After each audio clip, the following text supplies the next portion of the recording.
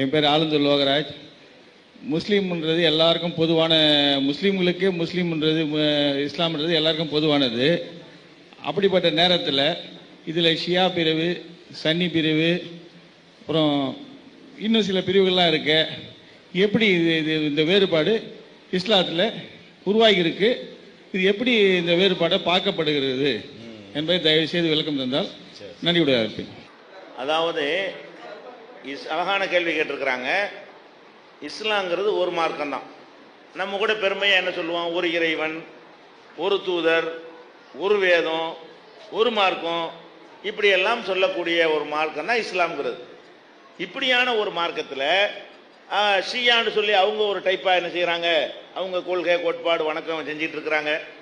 நீங்கள் ஒரு கொள்கை கோட்பாடு சொல்லிட்டு இருக்கிறீங்க. இன்னும் பல பிரிவுகள்லாம் என்ன செய்கிறது இருக்கிறது. இது எப்படி இது வந்தது, அதை எப்படி அதை சரி பண்ணுறது, என்ன காரணத்தினால உருவானதுன்னு அவங்க கேட்குறாங்க. இதை புரிந்து கொள்வதாக இருந்தால் சாதாரணமாக நம்ம நடைமுறையில் உள்ள சில உதாரணங்கள் வழியாக நீங்கள் புரிஞ்சுக்கலாம். இந்தியான்னு ஒரு நாடு நம்ம வாழ்ந்து கொண்டிருக்கிறோம். இந்த நாட்டில் ஒவ்வொரு குற்றங்களுக்கும் எப்படி தீர்ப்பளிக்கணும்னு சொல்லி கிரிமினல் சட்டங்கள் இருக்கிறது. அதே மாதிரி சொத்து விவகாரங்கள் இருக்குல்ல, அதை தீர்ப்பதற்கு சிவில் சட்டங்கள் இருக்கிறது. உரிமை சம்பந்தப்பட்டதுக்கு சிவில் சட்டம் இருக்கிறது. கொலை கற்பழிப்பு அந்த மாதிரியான காரியங்களுக்கு கிரிமினல் சட்டம் இருக்கிறது. ஓன் சொத்தா ஏன் சொத்தாங்கிறதுக்கு சிவில் சட்டம் இருக்கிறது. இந்த சட்டம் ஒன்று தான். இந்தியாவுக்கு சட்டம் என்னதான்? ஒரு சிவில் சட்டம் இருக்கிறது. அதுதான் எல்லா கோர்ட்லையும் எடுத்து வச்சு அவங்க தீர்ப்பளிக்கணும். ஒரு கிரிமினல் சட்டம் தான் இருக்கிறது. அதுதான் எல்லாரும் எடுத்து நடைமுறைப்படுத்தணும். ஆனால் ஒரு ஆள் கொலையாளின்னு என்ன செய்வாங்க? கோர்ட்டில் வழக்கு போடுவாங்க. செஷன்ஸ் கோர்ட்டில் என்ன பண்ணிடுவான்? இவருக்கு தூக்கு தண்டனைன்னு சொல்லி போடுவான்.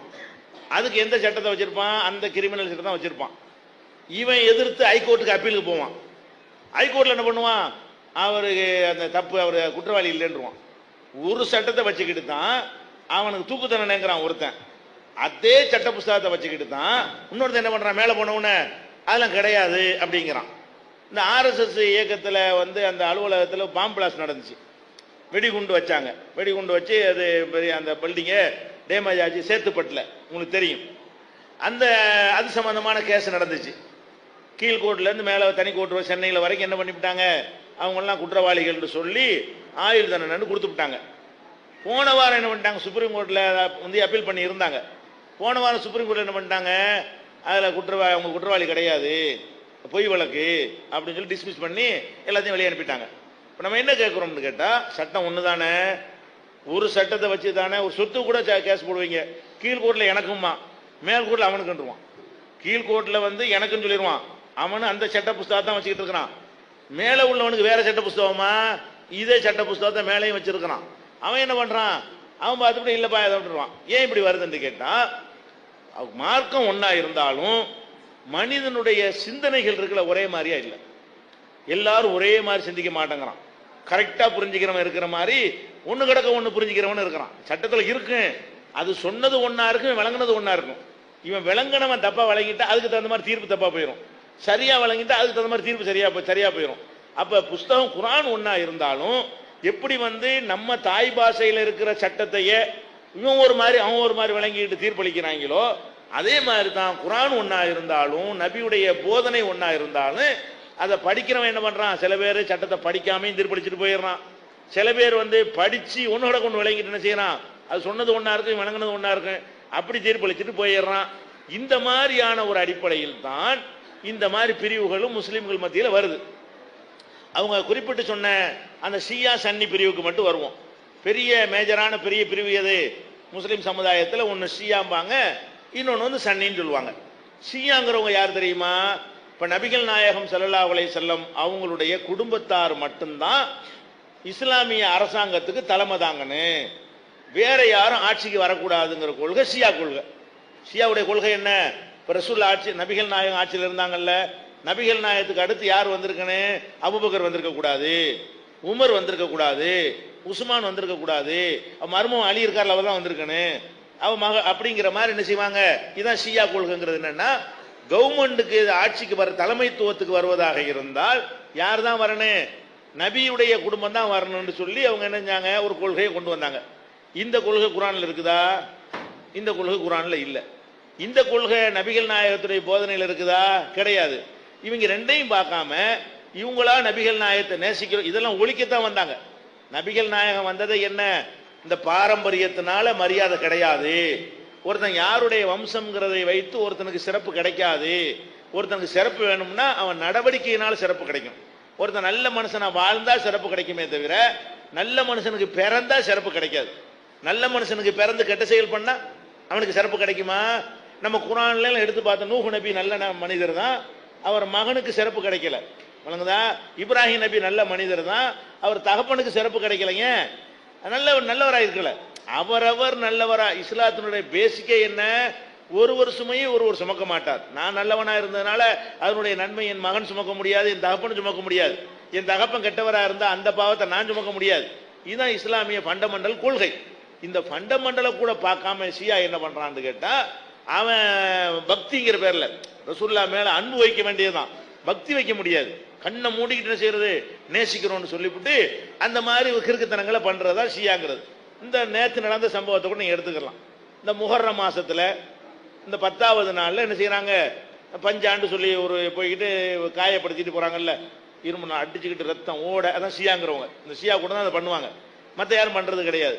அப்ப ரத்த காயப்படுத்தி கொண்டு போறாங்க. ஏன்டா அப்படி பண்றீங்கன்னு கேட்டா, 1400 வருஷத்துக்கு முன்னாடி நபிகள் நாயகத்தினுடைய பேரர் ஹுசைன்கிறவர் ஒரு அரசாங்கத்தை எதிர்த்து ஒரு புரட்சி பண்றாரு, கொல்லப்பட்டுறாரு. புரட்சியாளர்களுக்கும் கவர்மெண்ட்டுக்கு நடந்த சண்டையில ஹுசைன் ரலியல்லாஹு பண்றாங்க, கொல்லப்பட்டு போயிடுறாங்க. இது நடந்து முந்த நாள் நடக்கல. இது நடந்து 1400 வருஷம் ஓடி போச்சு. அந்த கவலையை நாங்க வெளிப்படுத்துறோங்கிறாங்க. எந்த கவலைய? 1400 வருஷத்துக்கு முந்தி ரத்தம் சிந்தினாங்கல்ல, அதுக்காண்டி நாங்க சிந்துறோம் அப்படிங்கிறான். இப்ப நல்லா யோசிச்சு பாருங்க, இது இஸ்லாமிய அடிப்படையில் உள்ளதா குருட்டு பக்தியா? குர்ஆன் இருக்கிறது, ஹதீஸ் இருக்கிறது, அவன் பார்க்க மாட்டேங்கிறான். அவன் என்ன பண்றான்? நபிகள் நாயகம் சொன்னதை பார்க்காம நபிகள் நாயகத்து குடும்பத்தை நாங்க நேசிக்கிறாங்களா? எப்படி நேசிக்கிறாங்களாம்? அவ்வளோ ரத்த காயம்பட்ட நாங்கள் ரத்த காயம் ஆக்கிக்கிறோம் அப்படிங்கிறான். இதை ஒழிக்கத்தானே இஸ்லாம் வந்தது. நபிகள் நாயகம் என்ன பண்றாங்க? துன்பம் வரும் பொழுது சட்டையை கிழித்துக் கொள்ளக்கூடியவன், தன்னைத்தானே வேதனைப்படுத்திக் கொள்ளக்கூடியவன், முட்டாள்தனமான கோஷங்களை போடுறவன் நம்மை சேர்ந்தவன் இல்லை அப்படின்ட்டாங்க நபிகள் நாயகம். இது ஒரு துன்பம்னு வச்சுக்கிட்டா கூட இதுக்கான சட்டை கழிச்சிக்கிற முடியுமா?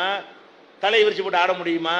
இதுக்கான மொட்டை போட்டுக்கிற முடியுமா? துன்பத்துக்காக வேண்டி இந்த மாதிரி பெண்கள்லாம் மொட்டை போடுவாங்க. அந்த காலத்தில் ரசூல் ஸல்லல்லாஹு அலைஹி வஸல்லம் காலத்தில் ஒரு துன்பம் ஏற்பட்டுருச்சுன்னு வைங்க, வந்துச்சுன்னா யாராவது இறந்துட்டாங்கன்னா பொம்பளைகளுக்கு மொட்டை அடிச்சு விட்டுருவாங்க. அந்த கவலையை இப்போ ஆம்பளைக்கு அடிக்கிறாங்க நம்ம நாட்டில். அந்த காலத்தில் ஜாஹிலியாக்கள் பொம்பளைகளுக்கு மொட்டை அடிச்சு விட்டுருவாங்க. அப்ப இதை ரசூலுல்லாஹ் என்ன செய்றாங்க? லானல்லாஹுல் ஹாலிகத வ சாலிகா, தலைமுடியை துன்பத்தின் போது வழி மொட்டடித்துக் கொள்கிறாளே அவளை அல்லாஹ் சபிக்கிறான்னு இருக்கிறாங்க. இப்படி துன்பத்தை காட்டுறதுக்குன்னு இதெல்லாம் முறை கிடையாது. ஒண்ணு. ரெண்டாவது, ஒரு சோகம் நடந்துருச்சுன்னு சொன்னா அதை நம்ம 3 நாளைக்கு தான் காட்டலாம்னு இருக்குது. இஸ்லாத்துல எங்க பாப்பா மூத்தா போயிட்டாருன்னு வைங்களேன், ஒரு நாளைக்கு கவலையா சோறு திங்காம உட்கார்ந்து இருக்கலாம், தூங்காம கூட இருக்கலாம், அனுமதி இருக்கிறது. 2வது நாளைக்கு அப்படி இருக்கலாம், 3வது நாளைக்கு அப்படி இருக்கலாம். 72 மணி நேரம் கடந்துருச்சுன்னு சொன்னா நான் பாட்டுக்கு எழுந்திரிச்சு கடைக்கு போகணும், தொழிலுக்கு போறோம், தொலைக்கு போகணும், வேலைக்கு போகணும். 72 மணி நேரத்துக்கு மேல எவனும் துக்கத்தை கொண்டாடக்கூடாது. இஸ்லாமிய சட்டம் அதிகபட்சம் எவ்வளவுதான்? ஒரே நாள்ல முடிஞ்சா ஒரு நாள் முடியும். மனுஷனுக்கு முடியாது. ஒரே நாள்ல ஸ்டடியா இருந்தா இருந்துக்க. ரொம்ப சோகத்தில் இருக்கிறியா, ஒரு நாள் இருக்கிறானா அவன் அல்லாவுக்கு எதிராக இருக்கான்னு எடுத்துக்கிற இயலாது. அவங்கதா அல்லா தான் உயிரை வாங்கிக்கிட்டான், ஏன்டா அப்படி இருக்குன்னு கேட்க இயலாது. ஏன் அப்படி எல்லாம் படைச்சிருக்கான்? ஒரு நாளைக்கு இருந்துட்டு போ, 2 நாளைக்கு கூட இருந்துட்டு போ, 3 நாளைக்கு கூட இருந்துட்டு போ.